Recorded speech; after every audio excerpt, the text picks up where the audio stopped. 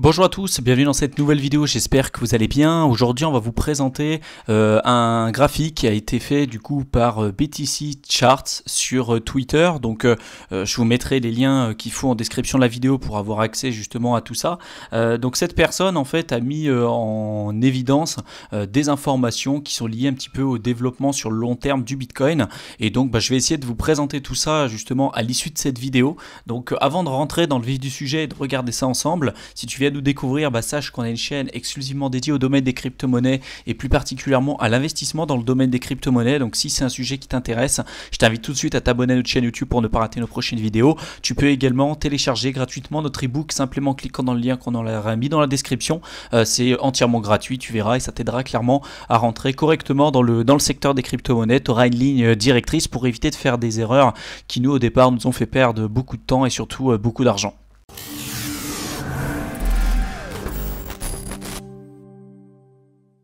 Donc qu'est-ce que vous allez pouvoir observer sur ce graphique? Donc en fait vous allez avoir toutes les informations historiques depuis le départ de la création du Bitcoin, notamment les pics des bull runs qui ont déjà été, qui sont apparus jusqu'à présent, et également les plus bas avec chaque barre, ça représente ici un halving.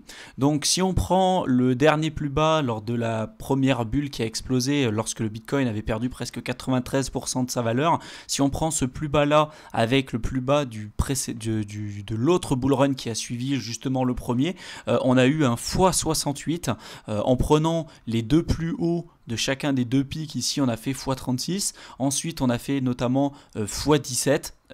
Donc ça c'est également intéressant puisqu'on voit que plus on avance avec le temps, plus finalement les pics à chaque fois des bull runs diminuent petit à petit. C'est ce qu'on a déjà expliqué sur de nombreuses vidéos. Petit à petit, au fur et à mesure que le Bitcoin prendra en ampleur, on va diminuer la volatilité et puis petit à petit, donc on va arriver à un moment donné où le Bitcoin arrivera sans doute à être capé à un certain market cap, à une certaine capitalisation totale et à un prix unitaire particulier. Donc on voit qu'au départ, donc on a fait x36, ensuite x17. Si on prend le plus bas, on a fait x68, ensuite x21. Et si on prend entre deux épisodes de halving, donc on voit que le premier on aura fait x55, et la personne qui a fait justement cette analyse technique liée à l'historique un petit peu du cours du Bitcoin, vous pourrez le retrouver sur Twitter.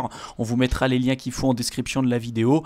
Prédit justement un prix du Bitcoin de x68 lors du prochain épisode de halving, ce qui représente à peu près 11 000, 12 000 $, donc pas bien plus haut du cours où on est à l'heure actuelle. Donc je ne sais pas à quel moment vous allez regarder cette vidéo, mais ce qu'il faut vraiment retenir, c'est que on voit que petit à petit, la volatilité donc tente à diminuer, notamment au niveau des pics de chaque bull run, ou également aussi au niveau des plus bas de chaque bull run. On voit que la multiplication à chaque fois diminue, et c'est pas pour rien. Et également ici le retracement que vous avez après l'explosion de chaque bulle. Donc au départ on a fait moins 93%, moins 85, moins 84.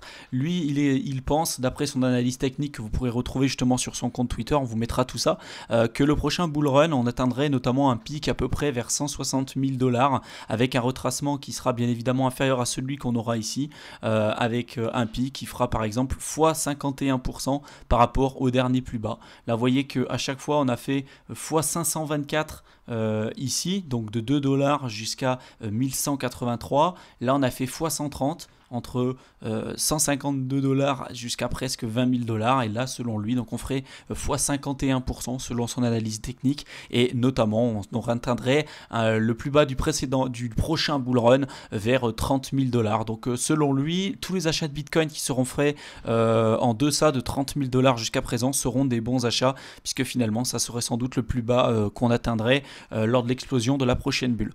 Donc ça c'est un premier point que je voulais vous présenter. Vous pourrez retrouver donc tout ce qu'il faut en description de la vidéo si vous souhaitez aller plus loin. Et il y a également un article qu'on a retrouvé sur Medium, qui avait été publié quand même en 2017, donc c'est quand même relativement vieux, mais qui explique un petit peu de ne pas tomber dans la hype du Bitcoin. Alors c'était à l'époque où on était clairement en pleine bulle spéculative, donc il a fait toute une analyse technique. Mais ce qui est intéressant, c'est que avant toutes toute l'apparition d'Internet et des nouvelles technologies en général dans les années 1980-1990, la personne la plus riche du monde, c'était le sultan de Brunei. Donc à cette époque-là, c'était une personne qui avait plus de 200 Ferrari, qui avait un trône clairement en or avec une voiture en or, vous le voyez en fait à l'écran. Et donc ça, c'était avant l'apparition des nouvelles technologies. Ensuite est apparu donc Internet avec des nouvelles startups qu'on connaît tous aujourd'hui, qui ne sont plus des startups, mais bon, l'apparition d'Amazon, Google, Microsoft, etc. et qui a créé clairement des milliardaires nettement plus riches que le sultan de Brunei à l'époque. Et selon lui, selon la personne qui a écrit cet article, je vous invite vraiment à le lire, il pense que le secteur des crypto-monnaies, c'est simplement le prolongement un petit peu des innovations qu'ont permis déjà de créer Internet.